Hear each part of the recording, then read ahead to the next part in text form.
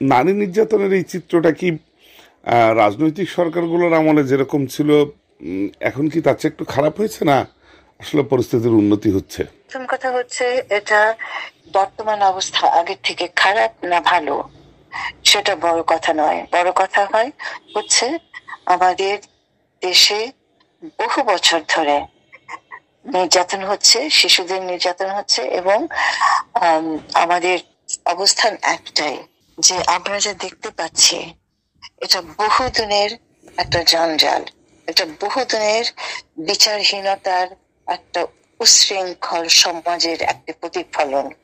সমাজ যখন উচ্ছৃঙ্খল হয়, সবচেয়ে বেশি আঘাত আসে মেয়েদের উপরে, শিশুদের উপরে। এবং একটি বিপ্লবের পরে একটা সমাজ সবসময় নাজুক থাকে। একটা সময় যায় যখন এটা নিয়ম, যে একটা কাঠামো ভেঙে যায়, একটা নতুন কাঠামো তৈরি হতে সময় লাগে। সেই মাঝখানের সময়টা কেউ যদি ধৈর্য না ধরতে পারে, তাহলে সেই সমাজটাকে গড়ে তোলা যায় না।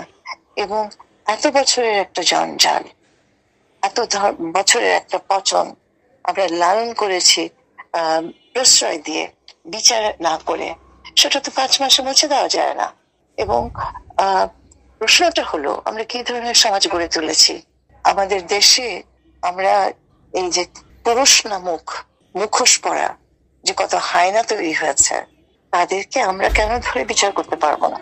কথা হলো যে আমরা এখন সেই জিনিসটা করতে যাচ্ছি।